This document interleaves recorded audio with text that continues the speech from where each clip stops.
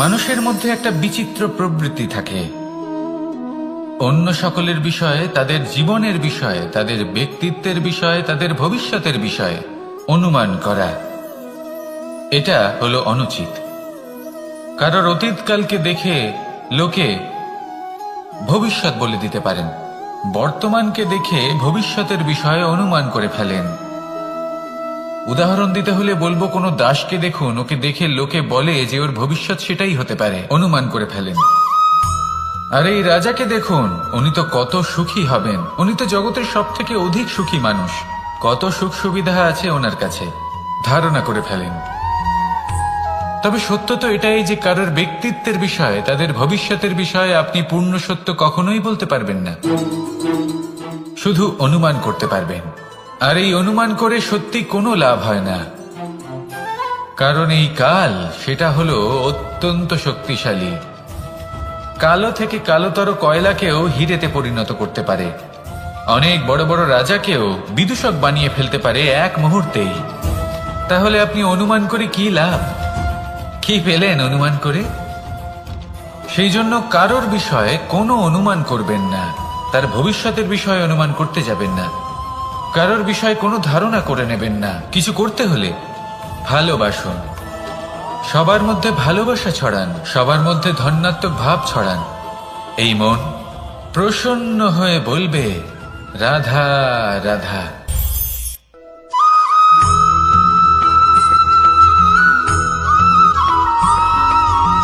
পঞ্চতত্ত্বের মধ্যে দ্বিতীয় তত্ত্ব হল ধরণী, ভূমি, যাকে আমরা ধরণী মাতা বলি।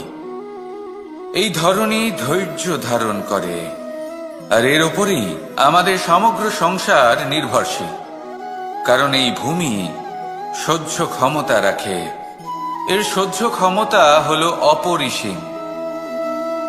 সন্তান যতই আঘাত প্রদান করুক না কেন, প্রেম পূর্বক সহ্য করে, আর তার বদলে অমূল্য রত্ন প্রদান করে। সন্তান যদি হাল চালায়, তাহলে তার বদলে তাকে অন্ন প্রদান করে। এটাই হলো ধরণী। এবার এর থেকে আমরা কি শিক্ষা পেতে পারি? এটাই যে কারোর জন্য কিছু করা বা কাউকে কিছু দেওয়া মনে কোনো কামনা ছাড়াই। আর এই কথাটা বুঝে যান, যদি কারোর জন্য কামনা না রেখে বা কোনো পাওয়ার আশা না রেখে কারোর জন্য কিছু করেন বা কারোকে কিছু দেন, যদি এটা আপনি শিখতে পারেন, তবে আপনি ভালোবাসতে শিখে গেছেন। আর সেই জন্যই এই ধরিত্রীকে মাতা বলা হয়। কারণ মাতা শুধু উনি নন যিনি গর্ভে সন্তানকে ধারণ করেন, মাতা তো উনিও যিনি জীবন বাঁচতে শেখান, যিনি জীবন বাঁচার উদাহরণ প্রদান করেন।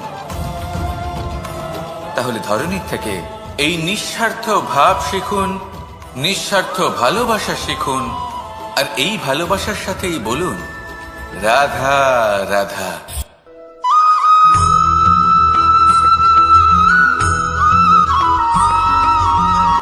সংসারে আমাদের জীবনে যখন কোনো সুখ বা দুঃখ আসে, তার জন্য আমরা কাউকে না কাউকে অবশ্যই দায়ী করে থাকি, তাই না? এই ব্যক্তি আমাদের সাথে এরকম কাজ করেছেন, তাই আমার সাথে এমন হলো। ওই ব্যক্তি যদি এমনটা না করতেন, তাহলে আজ আমি ওই স্থানে পৌঁছতে পারতাম। সবই আপনার দৃষ্টিভঙ্গির ওপর নির্ভরশীল। আর যদি আপনার দৃষ্টিভঙ্গি এমন হয়, তাহলে তা অনুচিত। সত্যি কথা বলতে, এই সংসারে ভিন্ন ভিন্ন ধরনের মানুষ আছে। এটা আপনার উপর নির্ভর করছে কিভাবে তাদের স্বাগত জানাবেন। একবার ভাবুন, আমি আমার দুটো হাত সামনে নিয়ে এলাম, দুটো মুঠো খুলে দিলাম। দুই প্রকারের মানুষ আসবেন, কিছু না কিছু দিয়ে যাবেন। এই মুঠো যদি আমি বন্ধ করে দিই, তাহলে না কেউ আমাকে কিছু দিতে পারবে, না আমার কিছু যাবে আসবে। নিশ্চয়ই বুঝতে পারছেন এই দুই ধরনের ব্যক্তি কারা এবং তারা কি দিয়ে যান। আমি যদি নিজের মুঠো খুলে দিই, তাহলে কিছু ভালো মানুষ আসবেন, আমাকে আনন্দ, সন্তুষ্টি, জ্ঞান প্রদান করে যাবেন, ভালো অভিজ্ঞতা দিয়ে যাবেন। কোনো খারাপ ব্যক্তি যদি আসেন, তাহলে তিনিও খারাপ অভিজ্ঞতা দেবেন, যার থেকে আমি শিক্ষা লাভ করব। এই সব কিছু আমি লাভ করতে পারি। মুঠো যদি বন্ধ করে রাখি, তাহলে আমি কিছুই পাবো না। দেখুন, এই সংসারে প্রত্যেকের জীবন এইরকম।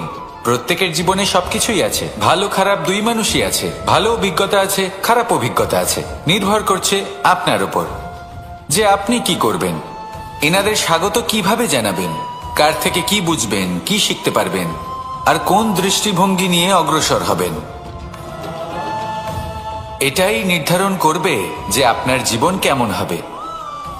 আসুন আমার সাথে ভালোবেসে বলুন, রাধা রাধা।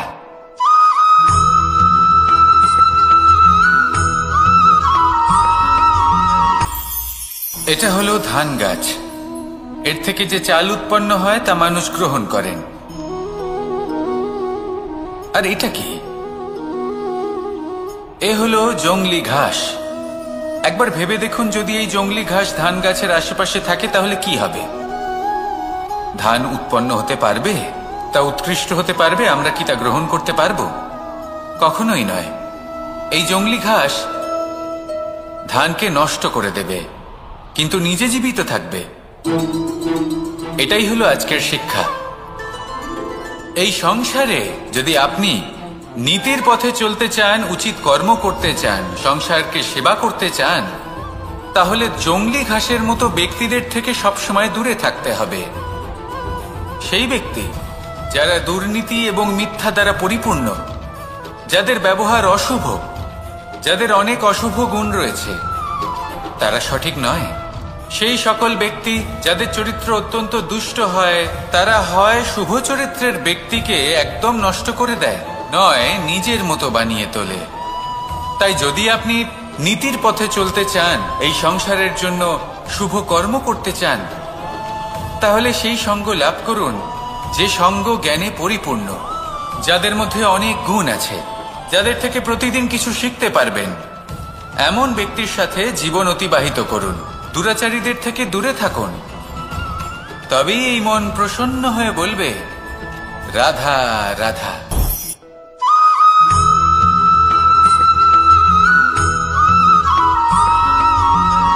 মানুষের মানসিকতা এমন হয় যে সে যতটা করে আশা করে যে তার থেকে অনেক বেশি তার বদলে সে পাবে।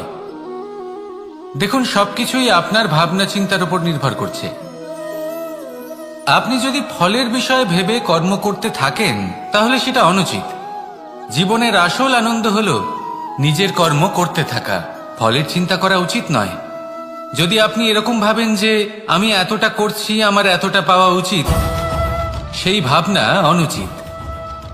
যদি আপনি সেবার মানসিকতা নিয়ে কর্ম করতে থাকেন, কর্মচক্রে প্রবাহিত হন, যদি আপনি এমন ভাবনা রাখেন যে আমি এতটা পাচ্ছি তাই এর থেকে অনেক বেশি আমি কর্ম করব, তাহলে নিশ্চিত রূপে আপনি যতটা করছেন তার থেকে অনেক বেশি আপনি পাবেন। আপনার আশার থেকে অনেক বেশি আপনি পাবেন। শুধু জীবনে অনেক বেশি কাজ করতে থাকুন, ফলের চিন্তা করবেন না। আর মনে রাখবেন, এই ভাবনাই সব থেকে বড় বীজ। কর্মের উপর বিশ্বাস রাখুন। জীবনে যা যা আপনি চান সবই সুখময় হবে। আসুন আর আমার সাথে ভালোবেসে বলুন, রাধা রাধা।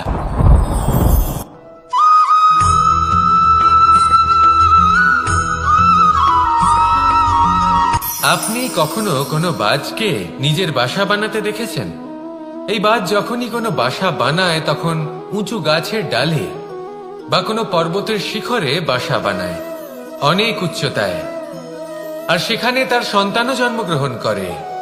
যখন এই সন্তানেরা জন্মায় তখন এই বাজ খুবই ভালোবেসে এবং খুব সাবধানে এদের পালন পোষণ করে। নিজের ঠোঁট দিয়ে তাদের ঠোঁটে খাবার পরিবেশন করে।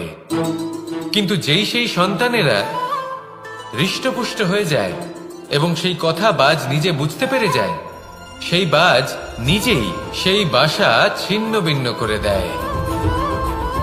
সেই সন্তান যাদের সবেমাত্র ডানা গজিয়েছে, কিভাবে উঠতে হয় তারা জানে না, সেই সন্তানগুলিকে উচ্চতা থেকে ঠেলে দেয়।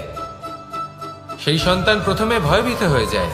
তারা সামনে মৃত্যুকে দেখতে পেয়ে ভয়ের কারণে তাদের ডানা ঝাপটাতে থাকে। আর সেই প্রক্রিয়াতেই সেই সন্তানগুলি উড়তে শুরু করে দেয়। এবার এই ঘটনায় আমরা কি শিক্ষা পেতে পারি? এটাই, যদি আপনি মাতা পিতা হন তাহলে নিজের সন্তানকে অবশ্যই স্নেহ করুন। কিন্তু তাদেরকে নিজের আঁচলের তলায় বেঁধে রাখবেন না। যদি আপনি চান আপনার সন্তান জীবনে উন্নতি করুক, তাহলে নিজের মুঠো থেকে তাদের স্বতন্ত্র করে দিন। এই সংসারে সংঘর্ষ করতে দিন। সেই সন্তান নিজেই বুঝতে পারবে যে জন্মের সময় পাওয়া ডানা কি করে ব্যবহার করতে হয়। আর আপনার চোখের সামনে আপনার সন্তান এই আকাশে উড়তে থাকবে। তাহলে আসুন আমার সাথে ভালোবেসে বলুন, রাধা রাধা।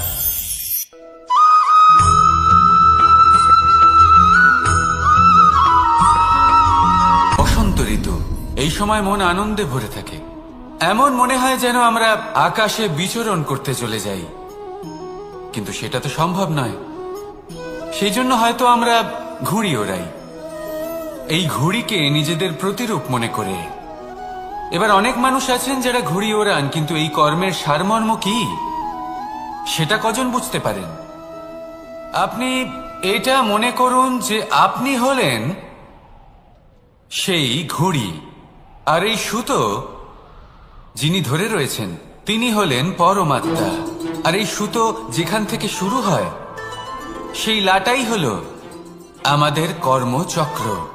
এবার আপনি নিজেই অনুমান করুন যে এই উড়ান কার ওপর নির্ভরশীল? পরমাত্মার ওপর আর আপনার কর্মের ওপর।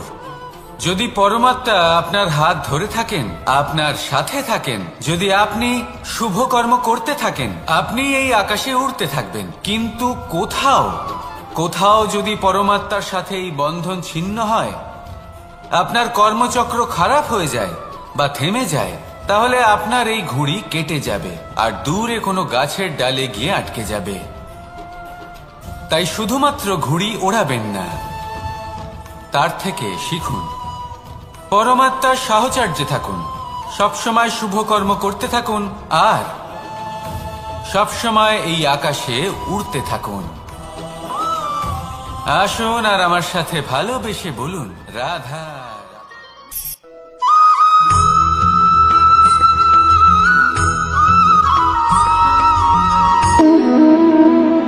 সম্পর্ক হলো আমাদের জীবনের একটি আধার।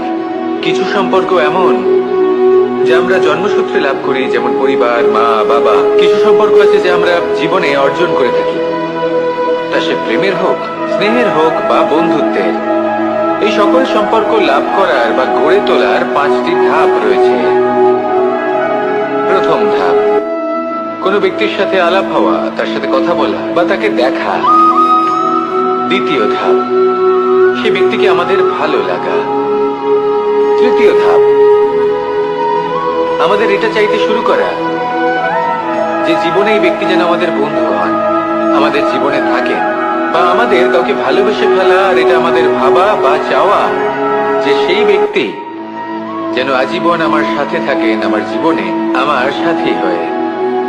চতুর্থ ধাপ, লাভ করা। এবার এই ধাপটি অনেক মানুষের পক্ষেই খুবই সরল হয়, বড়ই সরল ভাবে নিজেদের সঙ্গীকে লাভ করে থাকেন। কিছু মানুষের জন্য এই ধাপ অত্যন্ত কঠিন হয়ে থাকে। অনেক প্রতিকূল পরিস্থিতির উপর জয়লাভ করে তারা সঙ্গীকে লাভ করেন, কিন্তু লাভ অবশ্যই করেন। এরপরে আসে পঞ্চম, অন্তিম এবং সব থেকে গুরুত্বপূর্ণ ধাপ। সেটা হলো সেই সম্পর্ক পালন করা। এটা হলো এমন এক বিষয় যা প্রত্যেক মানুষের শেখা উচিত। যদি ব্যক্তি নিজের জীবনে সম্পর্ক রক্ষা করতে শিখে যান, তবে প্রত্যেক সম্পর্ক তার জীবনকে স্বর্গ করে তুলবে। আসুন আর আমার সাথে ভালোবেসে বলুন, রাধা রাধা।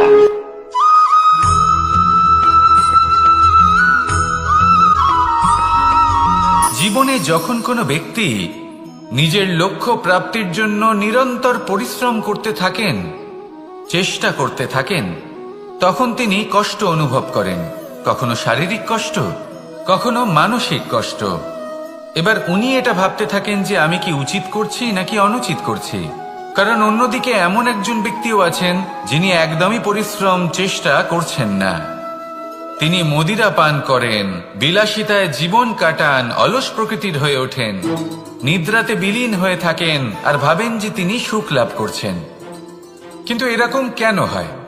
কারণ যখন আমরা সৎ পথে থাকি, উচিত পথে চলি, লক্ষ্য প্রাপ্ত করার জন্য চেষ্টা করতে থাকি, তখন আমাদের ভেতরে থাকা নেতিবাচক শক্তি এবং পাপ এই দেহকে ত্যাগ করে দেয়। আর এই অনুভূতিটাই আমাদের দুঃখের অনুভূতি দেয়, কষ্ট দেয়। এবার সেখানে যদি আমরা কুপথে চলি, অনুচিত পথে চলতে থাকি, তাহলে আমাদের ভেতরে থাকা পুণ্য এবং ধনাত্মক শক্তি আমাদের দেহ ত্যাগ করে দেয়। আর এই অনুভূতির কারণেই আমরা সুখ অনুভব করি। কিন্তু কখনো ভাববেন যে এই সুখ বেশি সময় পর্যন্ত থাকে না। সেই জন্য সবসময় মনে রাখবেন, যদি আপনি জানেন যে এটাই আপনার লক্ষ্য, এটাই উচিত পথ, শুভ পথ, তাতে নিরন্তরভাবে এগিয়ে যেতে চেষ্টা করতে থাকুন। এই কষ্ট আপনাকে সুখের পরাকাষ্ঠায় কখন পৌঁছে দেবে তা আপনি জানতেই পারবেন না। আসুন আমার সাথে ভালোবেসে বলুন, রাধা রাধা।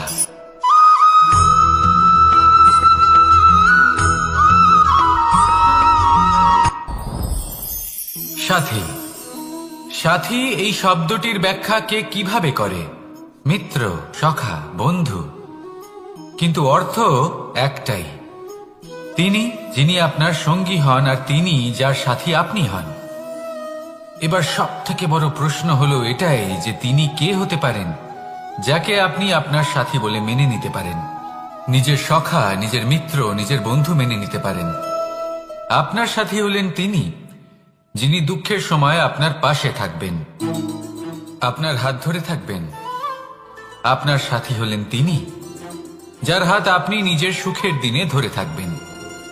সেই সাথীরই হাত ধরুন যিনি দুঃখে সবসময় আপনাকে সাহায্য করার জন্য তৎপর হয়ে থাকেন, আপনার পাশে থাকেন, আর যাকে সুখের দিনে আপনি আপনার সাথে রাখতে পারেন। আর যখন আপনার সাথে আপনার এই সাথী থাকবে, তখন আপনি এটা বুঝবেন যে যখন জীবনে দুঃখ আসে, তখন এই দুঃখ কমে যায়, সবার মধ্যে ভাগ হয়ে যায়। আর যদি তখন সুখ আসে, তাহলে সেটা সবার উপস্থিতিতে আরো বেড়ে যায়। এটাই হলো প্রেম, এটাই হলো ভালোবাসা, এটাই হলো সঙ্গ। যেমন সম্পর্ক আমার আর রাধার মাঝে। তাহলে আসুন আর আমার সাথে ভালোবেসে বলুন, রাধা রাধা।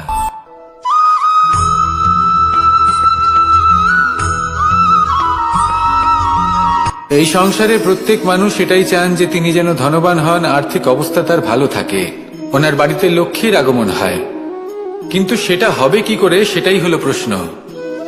কেউ বলেন যে যদি পরিশ্রম করো তাহলে ধন অর্জন সম্ভব, কেউ বলেন যে যদি বিদ্যা লাভ হয় তবেই ধন অর্জন সম্ভব, কেউ বলেন যে যদি বলশালী হও তবেই সম্পন্ন থাকবে। ভালো কথা, যদি তাই হয়ে থাকে, তবে দিনমজুর সারা দিন পরিশ্রম করেন, তিনি কেন ধনী হন না? অনেকজন বিদ্বান মানুষ আছেন এই সংসারে, তারা কেন ধনবান হন না? অনেক সংখ্যক বলশালী ব্যক্তি আছেন, তাদের কাছে ধন নেই কেন? তাদের কেন ধনের অভাব হয়? আবার এমনও কিছু মানুষ আছেন যারা পরিশ্রম করেন, তারা দিনমজুর, কিন্তু তারা ধন অর্জন করতে পারেন। কিছু বিদ্বান ব্যক্তি আছেন যাদের কাছে অধিক মাত্রায় ধন রয়েছে। কয়েকজন বলশালী ব্যক্তি রয়েছেন যাদের কাছে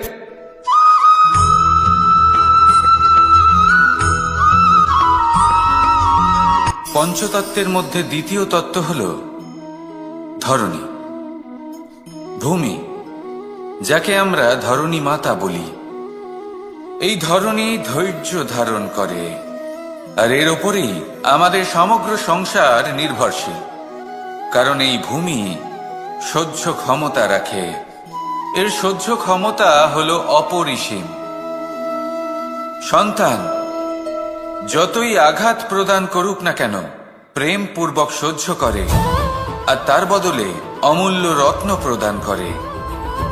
সন্তান যদি হাল চালায়, তাহলে তার বদলে তাকে অন্ন প্রদান করে। এটাই হলো ধরণী।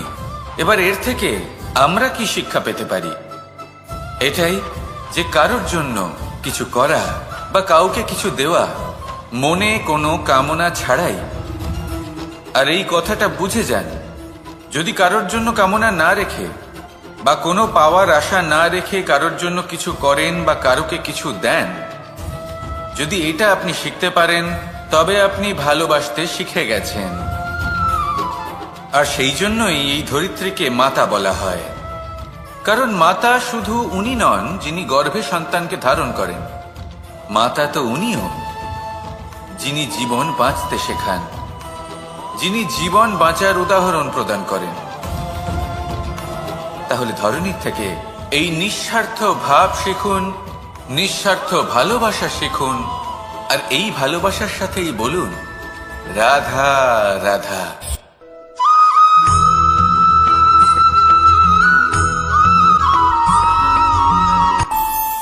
আমাদের মনে যখন কোনো প্রশ্ন ওঠে, কোনো দ্বন্দ্ব জাগে, তখন আমরা যাই আমাদের গুরুর কাছে, আমাদের আরাধ্যের কাছে গিয়ে জিজ্ঞেস করি। এইভাবেই একদিন আমি পৌঁছলাম আমার আরাধ্যের কাছে, আমার মহাদেবের কাছে, আর ওনাকে প্রশ্ন করলাম যে মহাদেব, জীবনে আনন্দ পাওয়ার, উৎসব পালনের, প্রেম ভাগ করে নেবার, জীবনকে উপভোগ করে নেওয়ার সর্বশ্রেষ্ঠ সময় কোনটা? মহাদেব হাসলেন আর উনি বললেন, জীবনে উৎসব পালনের সব থেকে শ্রেষ্ঠ দিন হল মৃত্যুর ঠিক আগের দিনটা।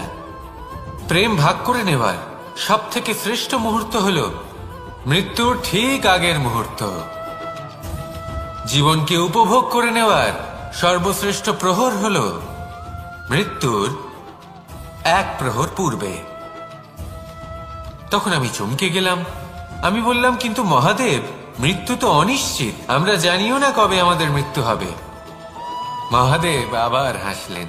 উনি বললেন যে যদি আমরা এভাবে জীবন কাটাই যে আমরা জীবনের প্রত্যেক দিন, প্রত্যেক মুহূর্ত, প্রত্যেক প্রহর শেষ বলে মনে করি, তাহলে আমাদের সমস্ত জীবন আনন্দের সাথেই অতিবাহিত হবে। কি বলেন?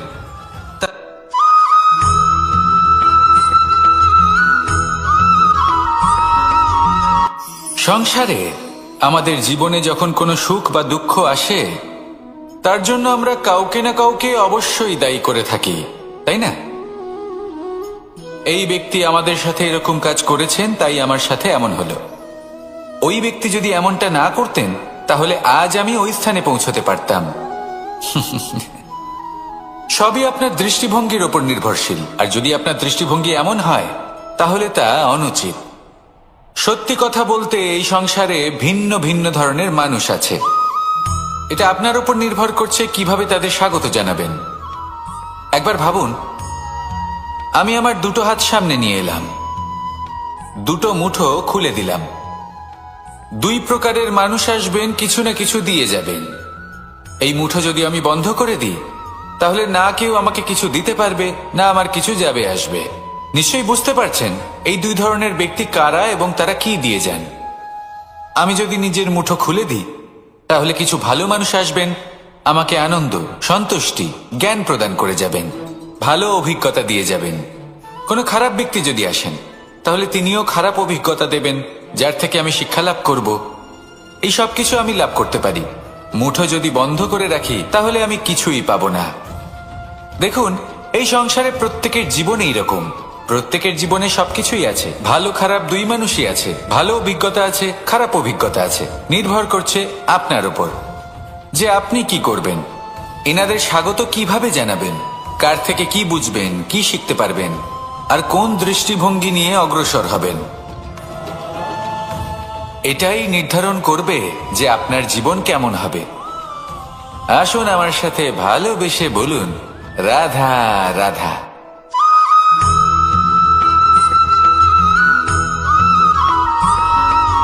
জীবনে অগ্রসর হওয়ার জন্য আমাদের কাকে প্রয়োজন হয়? মাতা পিতা, বন্ধু, প্রেম, সাহায্য, অর্থ, পরিশ্রম, আশা। ভিন্ন ভিন্ন মানুষ ভিন্ন ভিন্ন বিকল্প চয়ন করে। যদি আমি আপনাকে বলি, তাহলে জয় আর পরাজয়ের মন্ত্র দুটো শব্দের উপর নির্ভর করে, মেনে নেওয়া আর দৃঢ় হওয়া। যদি মেনে নেন, তাহলে হেরে যাবেন। যদি দৃঢ় হন, তাহলে নিশ্চিত রূপে জয়ী হবেন। যদি কখনো আপনি ক্লান্ত হয়ে ওঠেন, আপনি দুঃখী হন, পুরোপুরি ভেঙে পড়েছেন, তখন মেনে নেবেন না যে আপনি ভেঙে পড়েছেন, নয়তো হেরে যাবেন। তখন উল্টে স্থির করবেন যে যাই হয়ে যাক না কেন, আমি জয়ী হবই। আর আপনি দেখবেন যে জয় নিশ্চিত রূপে আপনার কাছেই আসবে। তাহলে এই কথা মনে রাখবেন আর আমার সাথে ভালোবেসে বলবেন, রাধা রাধা।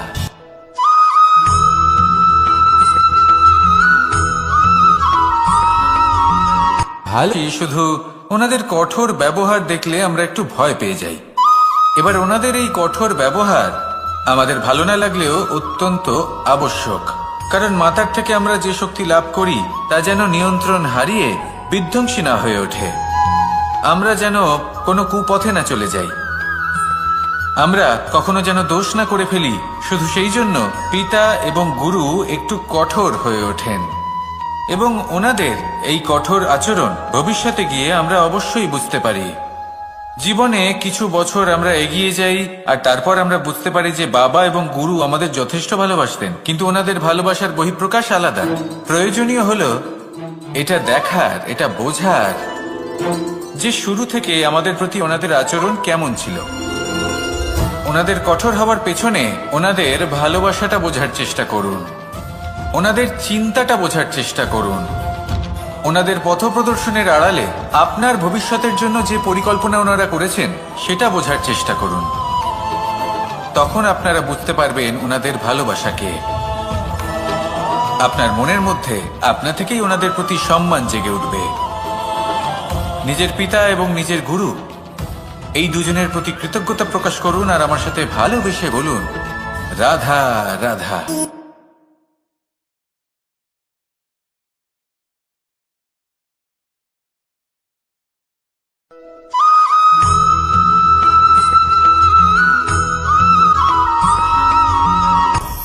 আপনি কখনো পর্বতের শিখরে উঠেছেন?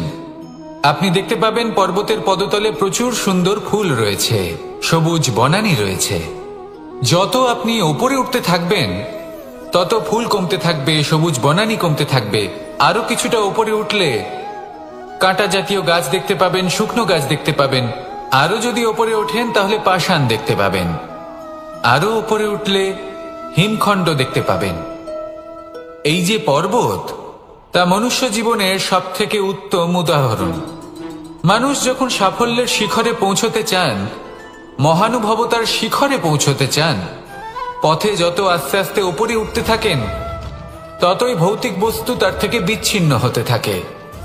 যদি তিনি সেই ভৌতিক বস্তুগুলি ত্যাগ না করতে পারেন তাহলে কখনোই সেই স্থানে পৌঁছতে পারবেন না। আর মানুষ যদি উচিত ত্যাগ করতে পারেন, পথে অগ্রসর হতে থাকেন, এগোতে থাকেন, তাহলে একদিন না একদিন তিনি মহানুভবতার, জ্ঞানের, সাফল্যের হিমের স্বাদ অবশ্যই লাভ করবেন।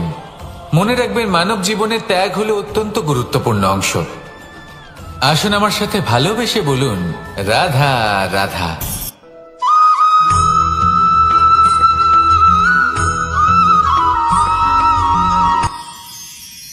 মানুষ তার জীবনে দুই ধরনের পরিস্থিতিকে খুব ভয় পায়। এক, কোনো কারণবশত কারোর সামনে নত হওয়া। দুই, কোনো কারণে নিজের চরিত্র থেকে, নিজের মূল্যবোধ থেকে বিচ্যুত হওয়া। এবার কেন হয় এরকম যে কথায় কথায় কারোর সামনে নত হতে হয়?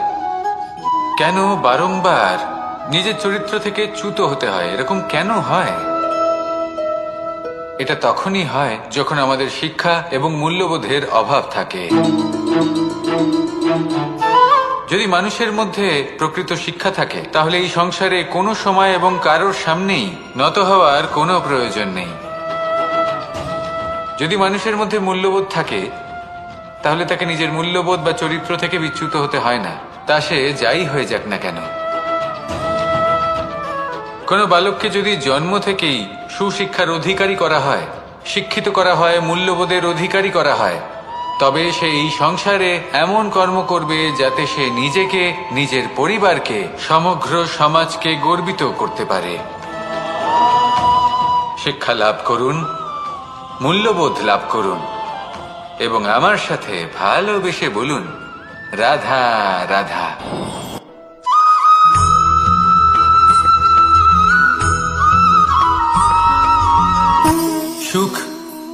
দুঃখ এবং শক্তি।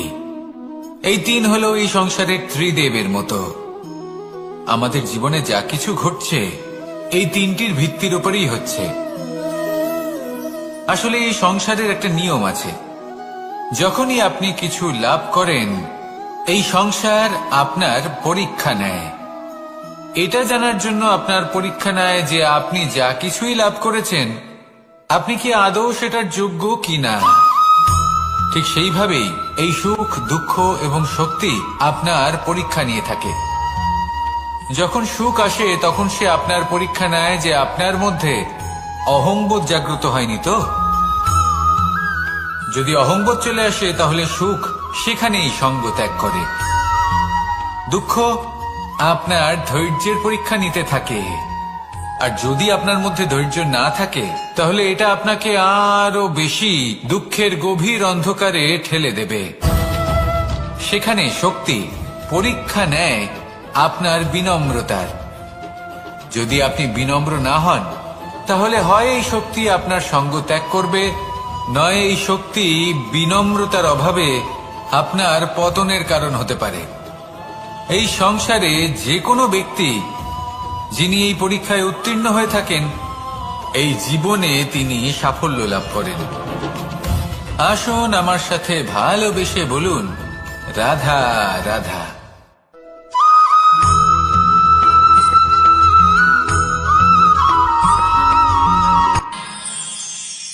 আমরা সবাই সূর্যকে সম্মান কেন করি? কারণ আমরা জানি যে সন্ধেবেলা যখন সূর্যাস্ত হবে তখন শুধুমাত্র অন্ধকার বাকি থাকবে। ঠিক কিছুটা এরকমই হয় আমাদের মাতা পিতাও, যিনি আমাদের জন্ম দেন, আমাদের ভরণ পোষণ করেন, আমাদের বড় করেন, আমাদের প্রেম প্রদান করেন। কখনো কখনো তাদের মুখ থেকে কটু কথা নিঃসৃত হয়, আমাদের দুঃখ হয়, কিন্তু তখন আমাদের এটা বোঝা উচিত এগুলি নিঃসৃত হচ্ছে আমাদেরই মঙ্গলের জন্য। যেমন সূর্যদেব, উনিও উত্তাপ দিয়ে থাকেন আমাদেরই মঙ্গলের জন্য, যাতে ফসল পাকতে পারে, যাতে জল বাষ্প হয়ে মেঘ হতে পারে, বৃষ্টি হতে পারে, আর এই সংসারে নিরন্তর জলের প্রবাহ থাকে। আমাদের মাতা পিতা, তাদের কঠোর আচরণ, তাদের কঠোর অনুশাসনের পেছনে লুকিয়ে থাকে ওনাদের ভালোবাসা। আমাদের তা বুঝতে হবে, সসম্মানে ওনাদের গ্রহণ করতে হবে।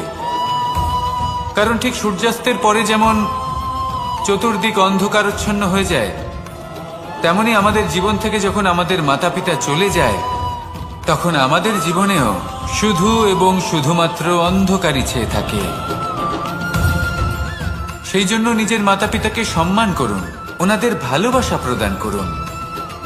এই মন আর এই জীবন প্রসন্ন হয়ে বলবে, রাধা রাধা।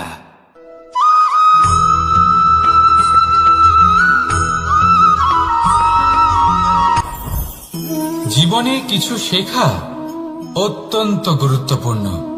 এবার কি কি শিখতে হবে সেই সব শেখানোর জন্য অনেক শিক্ষক রয়েছেন, কিন্তু কি শিখবেন না আর কি করবেন না এটা আমাদের নিজের অভিজ্ঞতা দিয়ে শিখতে হয়।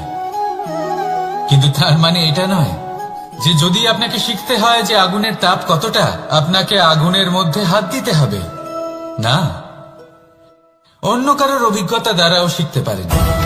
প্রশ্ন শুধুমাত্র একটাই যে আপনি কি শিখতে চান নাকি চান না। যদি আপনি এটাই ভাবেন যে আমি শুধুই নিজের অভিজ্ঞতা দ্বারাই শিখতে চাই, তাহলে জীবনকাল ছোট মনে হবে, অনেক কিছুই শিখতে পারবেন না। তাই নিজের সাথে সাথে বড়দের অভিজ্ঞতা দ্বারাও শেখা শুরু করে দিন। এই সংসারের অভিজ্ঞতা দ্বারা শিখতে শুরু করে দিন। আর এটা নিশ্চিত রূপে শেখা আবশ্যক যে কখন কি করবেন না, কোথায় থামতে হবে আর কোথায় থামবেন না। তাহলে আসুন আর আমার সাথে ভালোবেসে বলুন, রাধা রাধা।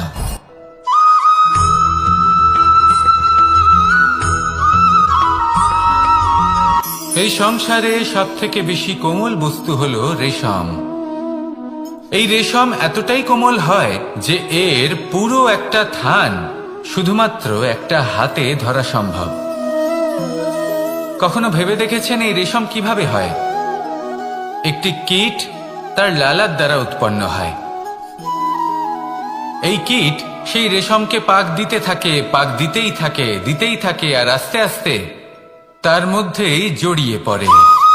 শেষে ওর এই সুন্দর অমূল্য সৃষ্টি রেশমের এই সুতো তার নির্মাণ কার্য পূর্ণ হয়, কিন্তু তাতেই ও নিজে বন্দী হয়ে যায়। নিজেরই মায়াজালের এই বন্দী গৃহে নিজেই ফেঁসে যায়। এবার এই সুতোকে ব্যবহারযোগ্য করে তোলার জন্য এই কীটগুলিকে এই কবচের সাথেই ফুটন্ত জলে ফেলে দেওয়া হয়। এই সংসারে যদি আমাদের স্বপ্ন এই সংসারের দুঃখ হরণ করার জন্য, এই সংসারে সুখ বিতরণ করার জন্য হয়, তবেই আমাদের প্রগতি সম্ভব। যদি আমাদের এই স্বপ্ন শুধুই আমাদের এবং আমাদের স্বার্থ সিদ্ধির জন্য হয়, তাহলে এই স্বপ্ন আমাদের অন্ধ করে দেবে, আমাদের অন্ধকারের পথে নিয়ে যাবে, আর আমরাও সেই কীটের মতো হয়ে যাব। নিজেদেরই মায়াজালে আমরা নিজেই ফেঁসে যাব, আর শেষে আমরা যদি কিছু লাভ করি তা হবে একাকিত্ব, অন্ধকারময় মৃত্যু। তাই স্বপ্ন অবশ্যই দেখুন, কিন্তু এমন ভাবে স্বপ্ন দেখবেন না যে তার এই বন্দিগৃহে আপনি নিজেই ফেঁসে গেলেন। স্বপ্ন দেখুন পরোপকারে।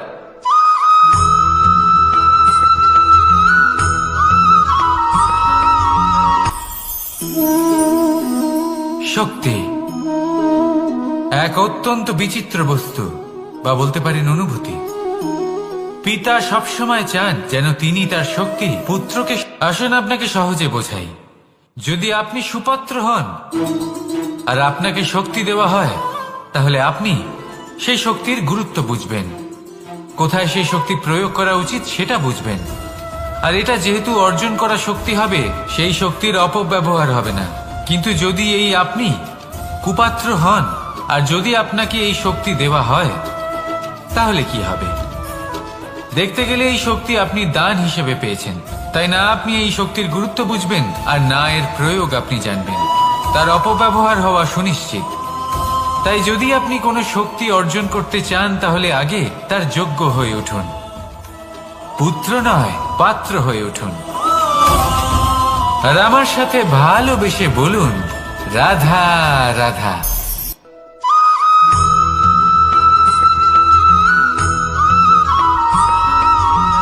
এই সংসারে প্রত্যেক মানুষ এটাই চান যে তিনি যেন ধনবান হন, আর্থিক অবস্থা তার ভালো থাকে, ওনার বাড়িতে লক্ষ্মীর আগমন হয়।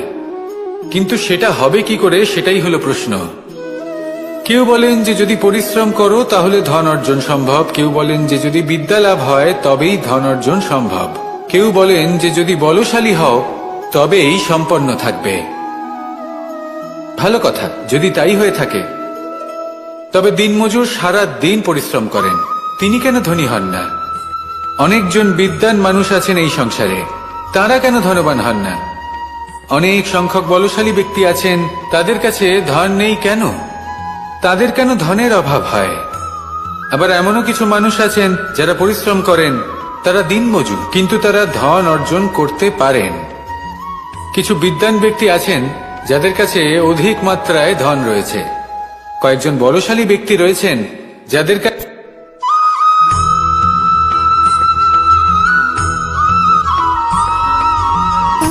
সুখ, দুঃখ এবং শক্তি, এই তিন হলো এই সংসারের ত্রিদেবের মতো। আমাদের জীবনে যা কিছু ঘটছে এই তিনটির ভিত্তির উপরেই হচ্ছে। আসলে এই সংসারের একটা নিয়ম আছে, যখনই আপনি কিছু লাভ করেন, এই সংসার আপনার পরীক্ষা নেয়। এটা জানার জন্য আপনার পরীক্ষা নেয় যে আপনি যা কিছুই লাভ করেছেন, আপনি কি আদৌ সেটার যোগ্য কিনা। ঠিক সেইভাবেই এই সুখ, দুঃখ এবং শক্তি আপনার পরীক্ষা নিয়ে থাকে। যখন সুখ আসে তখন সে আপনার পরীক্ষা নেয় যে আপনার মধ্যে অহংবোধ জাগ্রত হয়নি তো। যদি অহংবোধ চলে আসে তাহলে সুখ সেখানেই সঙ্গ ত্যাগ করে। দুঃখ আপনার ধৈর্যের পরীক্ষা নিতে থাকে, আর যদি আপনার মধ্যে ধৈর্য না থাকে তাহলে এটা আপনাকে আরো বেশি দুঃখের গভীর অন্ধকারে ঠেলে দেবে। সেখানে শক্তি পরীক্ষা নেয় আপনার বিনম্রতার। যদি আপনি বিনম্র না হন, তাহলে হয় এই শক্তি আপনার সঙ্গ ত্যাগ করবে, নয় এই শক্তি বিনম্রতার অভাবে আপনার পতনের কারণ হতে পারে। এই সংসারে যে কোনো ব্যক্তি যিনি এই পরীক্ষায় উত্তীর্ণ হয়ে থাকেন, এই জীবনে তিনি সাফল্য লাভ করেন। আসুন আমার সাথে ভালোবেসে বলুন, রাধা রাধা।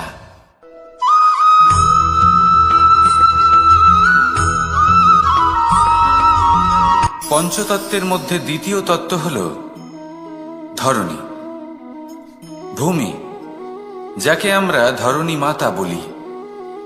এই ধরণী ধৈর্য ধারণ করে, আর এর উপরেই আমাদের সমগ্র সংসার নির্ভরশীল।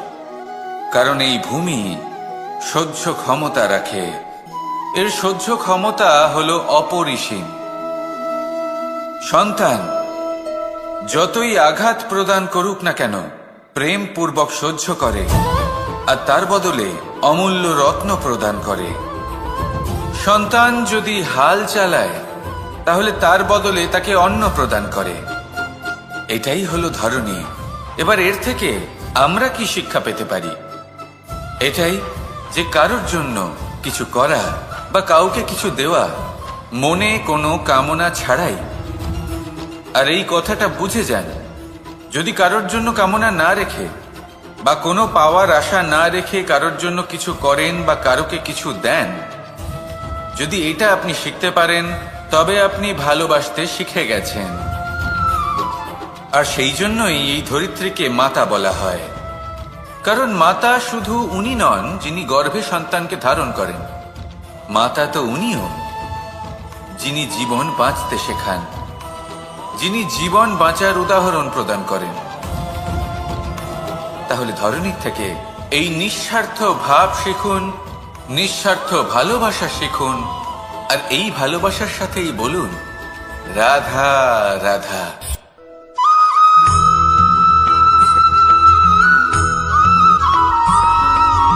মানুষ জন্মগ্রহণ করে, তার সাথে ভয়েরও জন্ম হয়। ছোটবেলা থেকেই আমাদের মনে কোনো না কোনো প্রকারের ভয় থেকেই যায়।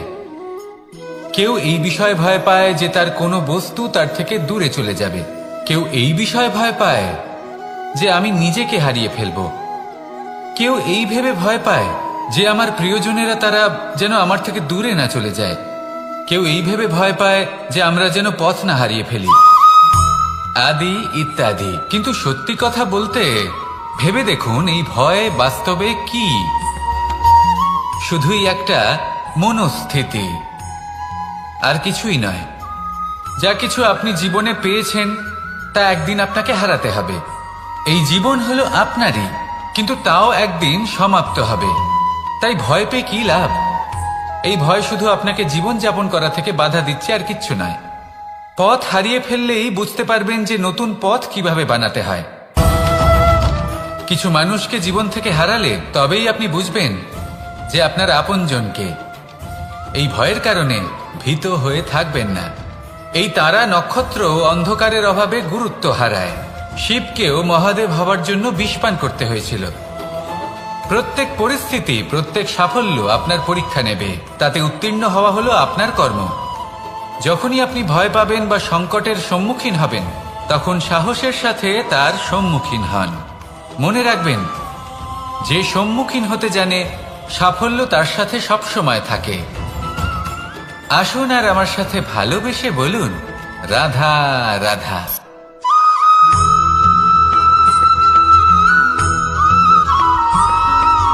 জীবনে অগ্রসর হওয়ার জন্য আমাদের কাকে প্রয়োজন হয়? মাতা পিতা, বন্ধু, প্রেম, সাহায্য, অর্থ, পরিশ্রম, আশা। ভিন্ন ভিন্ন মানুষ ভিন্ন ভিন্ন বিকল্প চয়ন করে। যদি আমি আপনাকে বলি,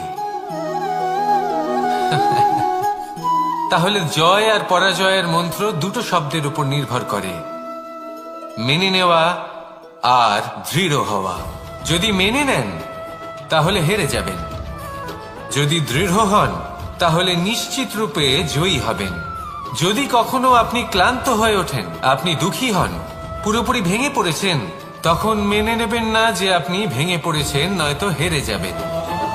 তখন উল্টে স্থির করবেন যে যাই হয়ে যাক না কেন আমি জয়ী হবই। আর আপনি দেখবেন যে জয় নিশ্চিত রূপে আপনার কাছেই আসবে। তাহলে এই কথা মনে রাখবেন আর আমার সাথে ভালোবেসে বলবেন, রাধা রাধা।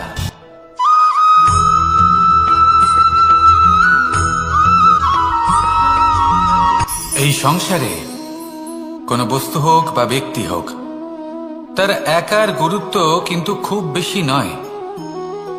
একটা উদাহরণ হিসেবে বৃষ্টির ফোঁটাকে ভেবে দেখুন। যদি একটি বৃষ্টির ফোঁটা হয় তাহলে তার খুব বেশি গুরুত্ব থাকে না, কিন্তু যখন সহস্র বৃষ্টির ফোঁটা মেঘের মধ্যে দিয়ে ঝরে পড়ে তখন সেটা বর্ষার রূপ ধারণ করে। সেই বর্ষা যা এই প্রকৃতিকে শান্ত করে। সেইভাবেই পাথরের ছোট টুকরো, তার খুব বেশি গুরুত্ব থাকে না, কিন্তু যখন অসংখ্য পাথরের টুকরো একত্রিত হয় তখন তা পর্বতের আকার ধারণ করে। সেইভাবেই কিছু মানুষ যখন একত্রিত হন তখন তৈরি হয় পরিবার, কিছু পরিবার যখন একত্রিত হয় তখন তৈরি হয় সমাজ, যখন অনেক সংখ্যক সমাজ একত্রিত হয় তখন তৈরি হয় রাজ্য। এবার এই রাজ্যের সবথেকে গুরুত্বপূর্ণ ব্যক্তি হতে পারেন রাজা, কিন্তু তাও সেই রাজা একা কিছু করতে পারেন না। যুদ্ধ লড়ার সময় তারও নিজের সৈন্যদলকে প্রয়োজন পড়ে। কিন্তু এই সংসারে এমন একজন ব্যক্তি আছেন যিনি একাই সব কাজ করতে থাকেন, এবং সেই ব্যক্তি হলেন মা। আমাদের জীবনে একজন পিতার ভূমিকা কিন্তু নিঃসন্দেহে অমূল্য, কিন্তু আমাদের সকলের জীবনে যে ভূমিকা একজন মায়ের তা অন্য কারোর থাকে না। একজন মা একাই সন্তানকে বড় করতে পারেন, সংস্কারী করে তুলতে পারেন, তার জন্য পরিশ্রম করেন।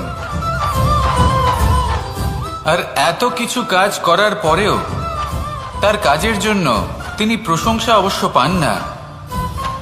উল্টে যদি সেই সন্তান অনুচিত পথে চালিত হয়, অনুচিত কর্ম করে, তখন সেই মাকেই অপবাদের পাত্র হয়ে উঠতে হয়। আমাদের জীবনে মায়ের যোগদান কতটা সেটা বুঝুন। আপনাকে বড় করে তোলার জন্য উনি কতটা পরিশ্রম করেছেন সেটা বুঝুন। আজ থেকে, এখন থেকে, এই মুহূর্ত থেকে মাকে সম্মান করতে শিখুন। যখন সময় পাবেন, যখন সুযোগ হবে, তখন তার প্রশংসা করুন, ওনারও ভালো লাগবে। আর মায়ের এই মমতার জন্য, তার এই ভূমিকার জন্য আসুন সবাই মিলে আমরা তাকে প্রণাম করি, আর সকলে মিলে ভালোবেসে বলি, রাধা রাধা।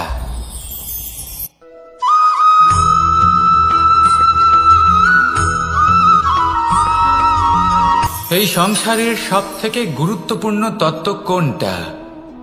প্রথম হলো সময়। জন্ম থেকে মৃত্যু পর্যন্ত এই যে সময়, এটাই তো হলো জীবন।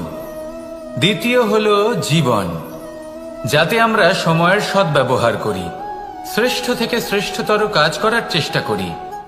বহু বছরের এই পরম্পরা, এই সংস্কৃতিকে এগিয়ে নিয়ে যাওয়ার চেষ্টা করি। এই সংসারে আমরা অংশগ্রহণ করতে চেষ্টা করি। তৃতীয় হলো ধন, সেই ধন যা প্রত্যেক ব্যক্তি অর্জন করতে চেষ্টা করেন। এবার এই তিনটি তত্ত্বের মধ্যে একটা সামঞ্জস্য আছে, সমান ব্যাপার আছে। সে ধনই হোক বা সময় হোক বা হোক জীবন।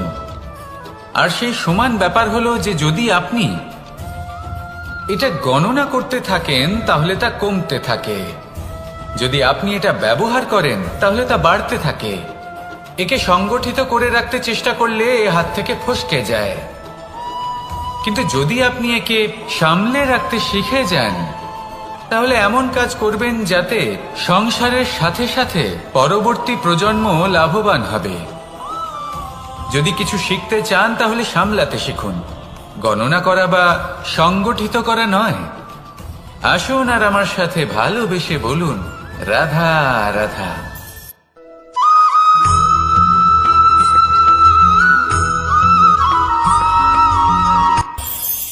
এই সংসারে আমরা প্রকাশ কোথা থেকে পাই? এর উত্তর বড়ই সরল।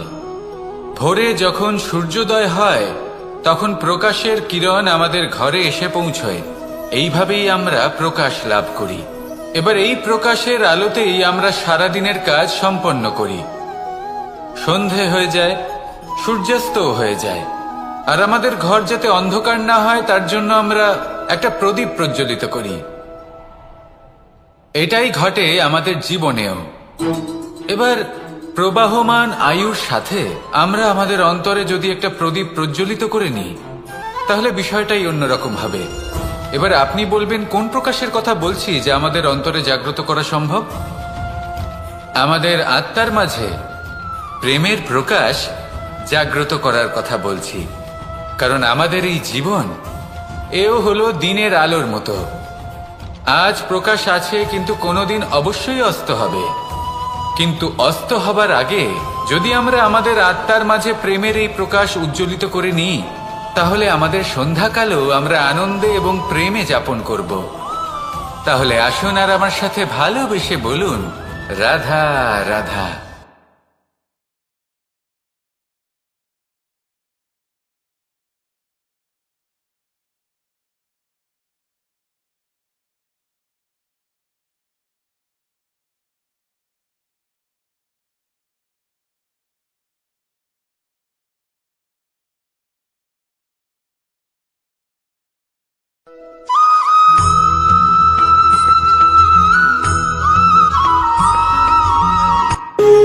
যখন মানুষের মৃত্যু হয় তখন কি হয়? অনেক সংখ্যক মানুষ শোক পালন করতে চলে আসেন। যে ব্যক্তি মৃত্যু লাভ করেছেন তার অনেক বস্তু থাকে যেগুলো তার প্রিয়, যেগুলো তিনি ব্যবহার করেছেন। তার শয্যা, তার বস্ত্র, তার আভূষণ সবকিছু তার থেকে বিচ্ছিন্ন করা হয় এবং খালি হাতে তাকে শ্মশানের উদ্দেশ্যে রওনা করা হয়। আমি আপনাকে এই প্রশ্ন করতে চাই, আপনি এই সংসারে কি অর্জন করেছেন? ধন সম্পত্তি, বস্ত্র, আভূষণ, এই সবকিছু যে আপনি অর্জন করেছেন, আপনার মৃত্যুর পরে তা আপনার থেকে দূর হয়ে যাবে। এর উত্তর হলো একটাই, আপনার কর্ম। শুধু সেটাই আছে যা একান্ত আপনার, আর শুধু সেটাই এই সংসার থেকে চলে যাওয়ার পরেও সংসারেই জীবিত থাকবে। যদি আপনি দুষ্কর্ম করেন, তাহলে এই সংসার আপনাকে একটি অনুচিত উদাহরণ হিসেবে মনে রাখবে যে এই ব্যক্তি খুব পাপী ছিল, অনুচিত কর্ম করতেন। যে পথে তিনি চলেছেন সেই পথে কারোর চলা উচিত নয়। সেখানেই যদি আপনি সৎকর্ম করেন, তাহলে সংসার চিরকাল এটাই বলবে যে খুব ভালো মানুষ ছিলেন, সবাইকে ভালোবাসতেন, সবাইকে সাহায্য করতেন, আমার খুব প্রিয় মানুষ ছিলেন। এটাই হলো শ্রেষ্ঠ কর্ম। সেই জন্য জীবনে শুধুমাত্র ধন সম্পত্তি, আভূষণ এই সব অর্জন করতে গিয়ে নিজের মনোনিবেশ করবেন না। শ্রেষ্ঠ কর্ম করুন। সংসার থেকে চলে যাওয়ার পরেও এই কর্মই এই সংসারে আপনাকে জীবিত রাখবে। আসুন আমার সাথে ভালোবেসে বলুন, রাধা রাধা।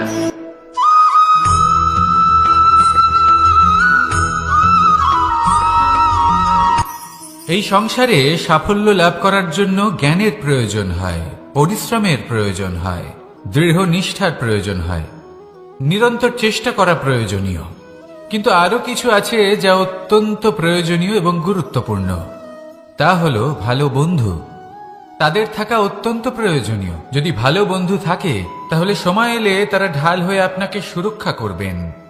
সময় এলে অস্ত্রের মতো শত্রুকে সংহারও করবেন। যদি তিনি জ্ঞানী হন, তাদের মধ্যে সদ্গুণ থাকে, তাহলে এই সব গুণ আপনার মধ্যেও প্রবেশ করবে।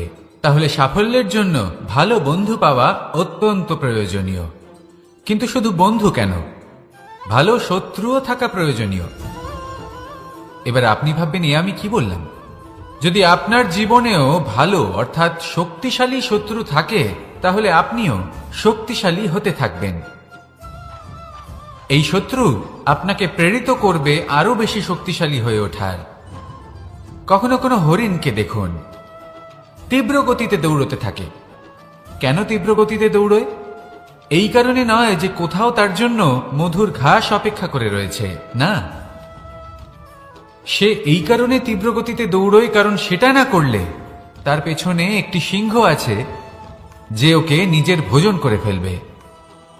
তাই জীবনে বিপদ, সংকট এই সব কিছুও হলো অত্যন্ত গুরুত্বপূর্ণ। তার সম্মুখীন হতে শিখুন আর আমার সাথে ভালোবেসে বলুন, রাধা রাধা।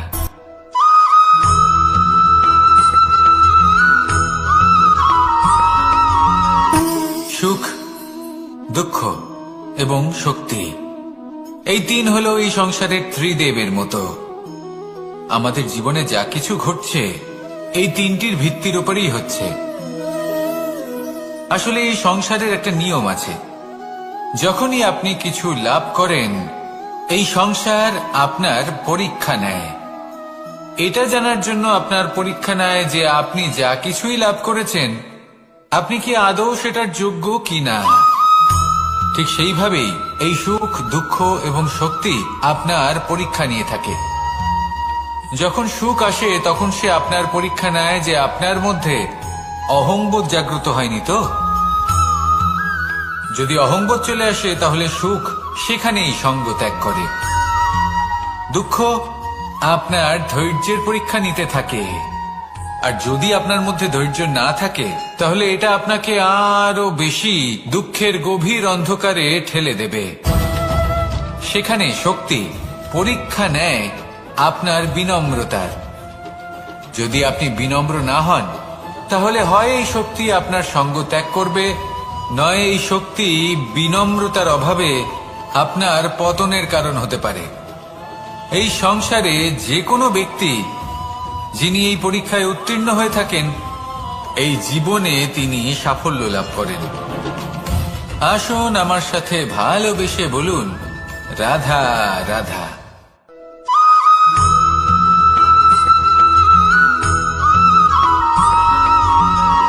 পুরুষার্থ। শাস্ত্রে 4 ধরনের পুরুষার্থের কথা বলা হয়েছে। প্রথম হলো ধর্ম। আপনি কি জানেন এই ধর্ম আসলে কি? আপনার কি মনে হয় ধর্ম আসলে কি? কোনো বিশেষ ঈশ্বরকে মানাই কি ধর্ম বলা হয়? নাকি কোনো বিশেষ রীতি পালন করাই হলো ধর্ম? নাকি কোনো বিশেষ সাহিত্যকে সর্বশ্রেষ্ঠ মনে করাই হলো ধর্ম? না, ধর্ম হলো সেটা যাকে ধারণ করা যেতে পারে। আর ধারণ শুধু সেটাই করা যায় যা পবিত্র। পবিত্র শুধু তাকেই বলা হয় যা নিঃস্বার্থ, যার মধ্যে শাসন করার কোনো ইচ্ছে নেই, যা সরলভাবেই প্রবাহমান, জল এবং বায়ুর মতো। যখন কোনো ব্যক্তি ধর্মকে ধারণ করেন এবং সেই ধর্ম সেই ব্যক্তিকে রক্ষা করে তখন তাকে ধর্ম বলা হয়। ধর্ম যা রক্ষা করে অহংকার থেকে, খারাপ চিন্তার হাত থেকে। সেই জন্য পুরুষার্থ গড়ে তোলার আগে, ধর্ম পালন করার আগে ধর্মের প্রকৃত অর্থ কি সেটা বুঝে নিন। এটা জেনে রাখুন যে সমস্ত ধর্মের আধার, সমস্ত ধর্মের ভিত শুধুমাত্র ভালোবাসা। আসুন আর এই ভালোবাসার সাথেই বলুন, রাধা রাধা।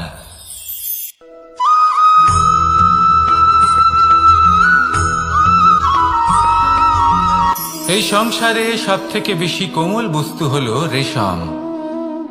এই রেশম এতটাই কোমল হয় যে এর পুরো একটা থান শুধুমাত্র একটা হাতে ধরা সম্ভব। কখনো ভেবে দেখেছেন এই রেশম কিভাবে হয়? একটি কীট তার লালার দ্বারা উৎপন্ন হয়। এই কীট সেই রেশমকে পাক দিতে থাকে, পাক দিতেই থাকে, আর আস্তে আস্তে তার মধ্যেই জড়িয়ে পড়ে। শেষে ওর এই সুন্দর অমূল্য সৃষ্টি রেশমের এই সুতো তার নির্মাণ কার্য পূর্ণ হয়, কিন্তু তাতেই ও নিজে বন্দী হয়ে যায়। নিজেরই মায়াজালের এই বন্দী গৃহে নিজেই ফেঁসে যায়। এবার এই সুতোকে ব্যবহারযোগ্য করে তোলার জন্য এই কীটগুলিকে এই কবচের সাথেই ফুটন্ত জলে ফেলে দেওয়া হয়। এই সংসারে যদি আমাদের স্বপ্ন এই সংসারের দুঃখ হরণ করার জন্য, এই সংসারে সুখ বিতরণ করার জন্য হয়, তবেই আমাদের প্রগতি সম্ভব। যদি আমাদের এই স্বপ্ন শুধুই আমাদের এবং আমাদের স্বার্থ সিদ্ধির জন্য হয়, তাহলে এই স্বপ্ন আমাদের অন্ধ করে দেবে। আমাদের অন্ধকারের পথে নিয়ে যাবে, আর আমরাও সেই কীটের মতো হয়ে যাব। নিজেদেরই মায়াজালে আমরা নিজেই ফেঁসে যাব, আর শেষে আমরা যদি কিছু লাভ করি তা হবে একাকিত্ব, অন্ধকারময় মৃত্যু। তাই স্বপ্ন অবশ্যই দেখুন, কিন্তু এমন ভাবে স্বপ্ন দেখবেন না যে তার এই বন্দিগৃহে আপনি নিজেই ফেঁসে গেলেন। স্বপ্ন দেখুন পরোপকারে।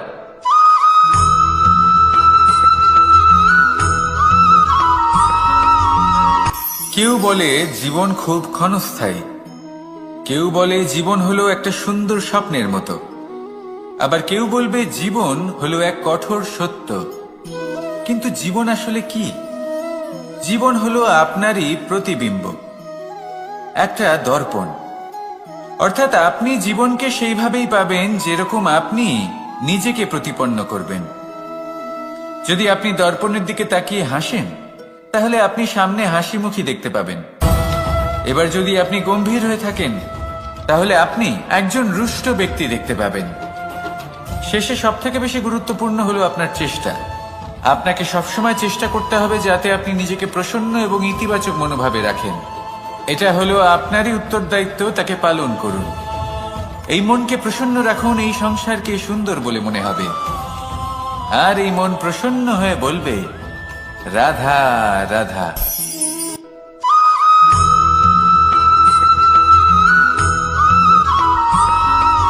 জীবনে যখন কোনো ব্যক্তি নিজের লক্ষ্য প্রাপ্তির জন্য নিরন্তর পরিশ্রম করতে থাকেন, চেষ্টা করতে থাকেন, তখন তিনি কষ্ট অনুভব করেন।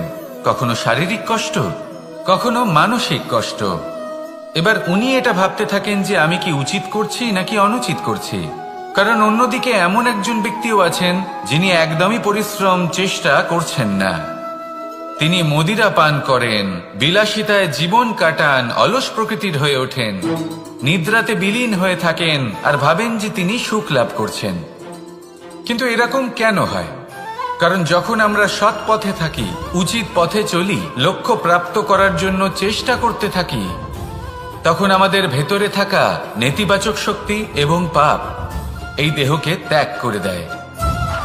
আর এই অনুভূতিটাই আমাদের দুঃখের অনুভূতি দেয়, কষ্ট দেয়। এবার সেখানে যদি আমরা কুপথে চলি, অনুচিত পথে চলতে থাকি, তাহলে আমাদের ভেতরে থাকা পুণ্য এবং ধনাত্মক শক্তি আমাদের দেহ ত্যাগ করে দেয়। আর এই অনুভূতির কারণেই আমরা সুখ অনুভব করি। কিন্তু কখনো ভাববেন যে এই সুখ বেশি সময় পর্যন্ত থাকে না।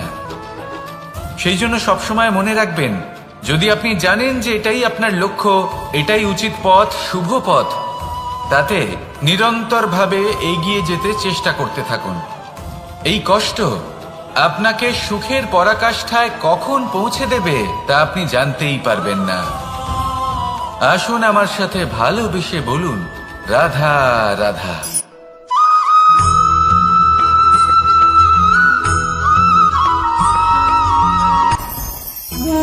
ভোজন। এবার ভোজন সংগ্রহ করার জন্য মানুষ কি না করেন, সব সময় চেষ্টা করতে থাকেন। ফসল উৎপাদনের জন্য অনেক পরিশ্রম করতে থাকেন, কিন্তু অনেক সময় অনেক পরিশ্রম করার পরেও ফসল ভালো উৎপাদন হয় না। এর কারণ কি? কারণ হলো এটাই যে আপনি পরিশ্রম হয়তো অনেক করেছেন, কিন্তু আপনার নজর তো সেই বীজের দিকে ছিলই না যা আপনি রোপণ করেছেন। সেই জন্য সব সময় কোনো বীজ রোপণ করার আগে তাকে পরখ করে দেখুন, তা অত্যন্ত আবশ্যক। আর সেইভাবেই যখনই কোনো কর্মের প্রশ্ন আসে, তাহলে সেখানে শুধুমাত্র পরিশ্রম যথেষ্ট নয়।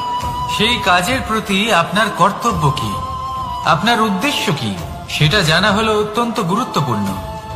তাই কর্ম করুন, কিন্তু সেই কর্মের প্রতি আপনার যা উদ্দেশ্য তার মাহাত্ম্য বুঝতে চেষ্টা করুন। তাহলে আসুন আমার সাথে ভালোবেসে বলুন, রাধা রাধা।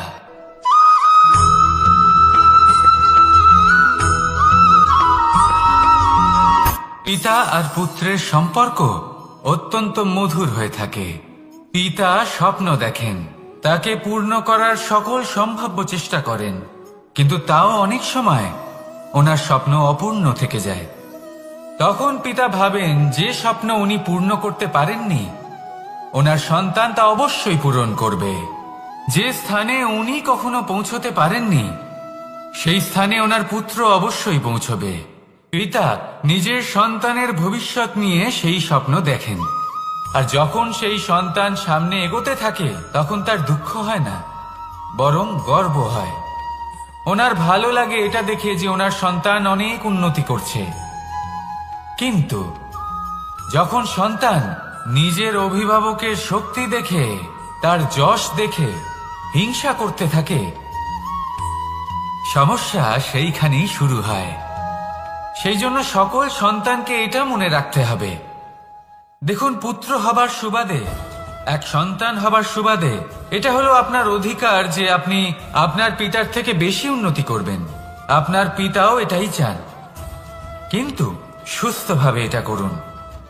একটা রেখা টেনে নিন যাতে আপনি তাতে এগোতে পারেন আর আপনার পিতার তাতে গর্ববোধ হয়, আর সেই বিষয়ে দুঃখ না হয় যে আমার সন্তান আমাকেই ছোট করার চেষ্টা করছে।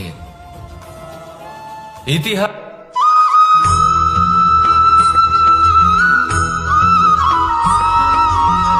যখন আমরা কোনো বনে প্রবেশ করি, তখন এই সবুজ ঘাস দেখে, এই কোমল ঘাস দেখে আমাদের মন প্রফুল্ল হয়ে ওঠে। ভিন্ন ভিন্ন প্রজাতির ফুল, ভিন্ন ভিন্ন রঙের ফুল দেখে এই মন আনন্দে ভরে ওঠে। এখানে শিশুরা আনন্দ লাভ করে, বড়রা ভোজন গ্রহণ করেন, কথাবার্তা বলেন, হাঁটাহাঁটি করে বেড়ান।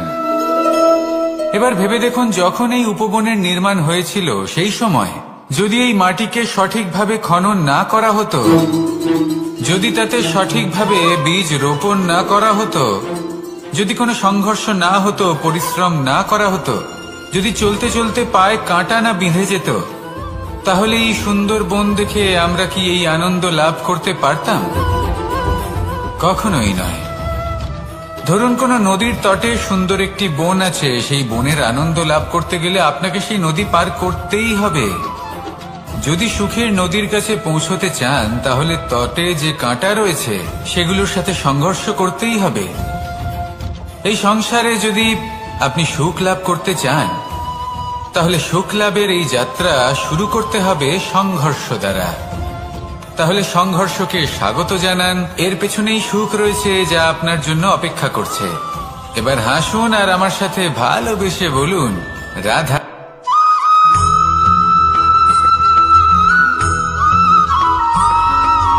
জীবনে অগ্রসর হওয়ার জন্য আমাদের কাকে প্রয়োজন হয়? মাতা পিতা, বন্ধু, প্রেম, সাহায্য, অর্থ, পরিশ্রম, আশা। ভিন্ন ভিন্ন মানুষ ভিন্ন ভিন্ন বিকল্প চয়ন করে। যদি আমি আপনাকে বলি, তাহলে জয় আর পরাজয়ের মন্ত্র দুটো শব্দের উপর নির্ভর করে, মেনে নেওয়া আর দৃঢ় হওয়া। যদি মেনে নেন তাহলে হেরে যাবেন, যদি দৃঢ় হন তাহলে নিশ্চিত রূপে জয়ী হবেন। যদি কখনো আপনি ক্লান্ত হয়ে ওঠেন, আপনি দুঃখী হন, পুরোপুরি ভেঙে পড়েছেন, তখন মেনে নেবেন না যে আপনি ভেঙে পড়েছেন, নয়তো হেরে যাবেন। তখন উল্টে স্থির করবেন যে যাই হয়ে যাক না কেন, আমি জয়ী হবই। আর আপনি দেখবেন যে জয় নিশ্চিত রূপে আপনার কাছেই আসবে। তাহলে এই কথা মনে রাখবেন আর আমার সাথে ভালোবেসে বলবেন, রাধা রাধা।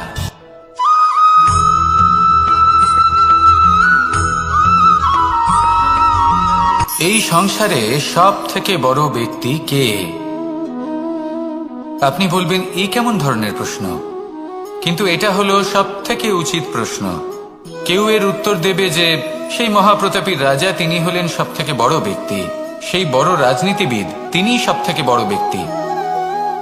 আমি আপনাকে জানাই যে সংসারের সব থেকে বড় ব্যক্তি হলেন তিনি, যার সাথে দেখা করলে আপনি নিজেকে ছোট মনে করবেন না। কোনো ব্যক্তি যিনি সব থেকে বেশি শক্তিশালী, আপনি যদি তার সামনে যান, তাহলে উনি আপনার অন্তরের শক্তিকে বাইরে বের করে আনবে। আপনার অন্তরের লুকিয়ে থাকা শক্তিকে জাগ্রত করতে প্রেরণা প্রদান করবে। তিনি হলেন বড় ব্যক্তি, তিনি হলেন মহান ব্যক্তি। তিনি নন যিনি নিজের বল এবং ঐশ্বর্য দ্বারা আপনাকে তার সামনে ছোট প্রমাণ করবেন। এবং সেই জন্য মহাদেব আমার আরাধ্য হলেন আমার খুব প্রিয়। কারণ রাজা হোক বা ফকির, কেউ যদি ওনার সামনে যান তাহলে সে নিজেকে ছোট মনে করেন না। আপনিও যদি জীবনে অনেক বড় হতে চান তাহলে কাউকে কখনো নিজেকে ছোট মনে করতে দেবেন না। তার অন্তরে বড় হয়ে ওঠার প্রেরণা প্রদান করুন। আসুন আমার সাথে ভালোবেসে বলুন, রাধা রাধা।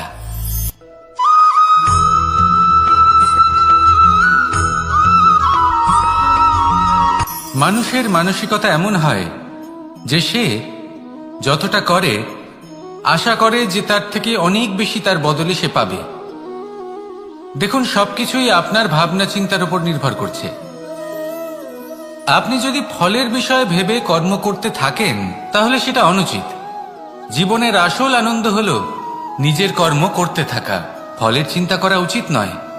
যদি আপনি এরকম ভাবেন যে আমি এতটা করছি, আমার এতটা পাওয়া উচিত, সেই ভাবনা অনুচিত। যদি আপনি সেবার মানসিকতা নিয়ে কর্ম করতে থাকেন, কর্মচক্রে প্রবাহিত হন, যদি আপনি এমন ভাবনা রাখেন যে আমি এতটা পাচ্ছি তাই এর থেকে অনেক বেশি আমি কর্ম করব, তাহলে নিশ্চিত রূপে আপনি যতটা করছেন তার থেকে অনেক বেশি আপনি পাবেন। আপনার আশার থেকে অনেক বেশি আপনি পাবেন। শুধু জীবনে অনেক বেশি কাজ করতে থাকুন, ফলের চিন্তা করবেন না। আর মনে রাখবেন, এই ভাবনাই সব থেকে বড় বীজ। কর্মের উপর বিশ্বাস রাখুন। জীবনে যা যা আপনি চান সবই সুখময় হবে। আসুন আর আমার সাথে ভালোবেসে বলুন, রাধা রাধা।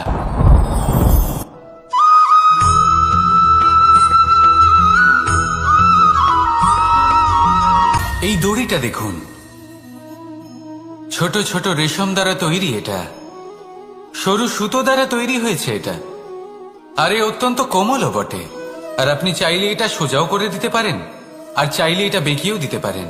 আর যদি চান তাহলে এটা গোল গোল করে বেঁধে কোথাও রেখেও দিতে পারেন। এবার এই কোমল দড়ি যদি কোনো নিষ্ঠুর কঠিন পাথরে বারংবার জড়িয়ে দেওয়া হয় তাহলেও তাকেও কাটতে পারে, নিজের ছাপ ছেড়ে যেতে পারে, সেটার আকারও বদলে ফেলতে পারে। এবার এর কারণ কি? এর কারণ হলো অভ্যাস আর নিরন্তর প্রচেষ্টা। যদি আপনিও চেষ্টা করেন আর নিরন্তর কর্ম করে যান, তাহলে আপনার প্রারব্ধ পাথরের মতো কঠিনই হোক না কেন, তাতে ভাঙন ধরিয়েও আপনি নিজের লক্ষ্যে অবশ্যই পৌঁছতে পারবেন। একটা গুরুত্বপূর্ণ কথা মনে রাখবেন,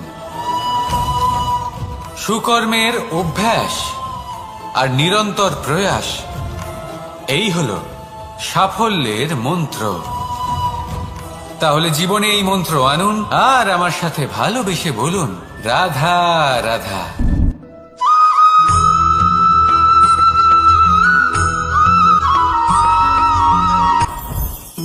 জীবনে কিছু শেখা অত্যন্ত গুরুত্বপূর্ণ। এবার কি কি শিখতে হবে সেই সব শেখানোর জন্য অনেক শিক্ষক রয়েছেন, কিন্তু কি শিখবেন না আর কি করবেন না এটা আমাদের নিজের অভিজ্ঞতা দিয়ে শিখতে হয়। কিন্তু তার মানে এটা নয় যে যদি আপনাকে শিখতে হয় যে আগুনের তাপ কতটা, আপনাকে আগুনের মধ্যে হাত দিতে হবে। না, অন্য কারোর অভিজ্ঞতা দ্বারাও শিখতে পারেন। প্রশ্ন শুধুমাত্র একটাই যে আপনি কি শিখতে চান নাকি চান না। যদি আপনি এটাই ভাবেন যে আমি শুধুই নিজের অভিজ্ঞতা দ্বারাই শিখতে চাই, তাহলে জীবনকাল ছোট মনে হবে, অনেক কিছুই শিখতে পারবেন না। তাই নিজের সাথে সাথে বড়দের অভিজ্ঞতা দ্বারাও শেখা শুরু করে দিন। এই সংসারের অভিজ্ঞতা দ্বারা শিখতে শুরু করে দিন। আর এটা নিশ্চিত রূপে শেখা আবশ্যক যে কখন কি করবেন না, কোথায় থামতে হবে আর কোথায় থামবেন না। তাহলে আসুন আর আমার সাথে ভালোবেসে বলুন, রাধা রাধা।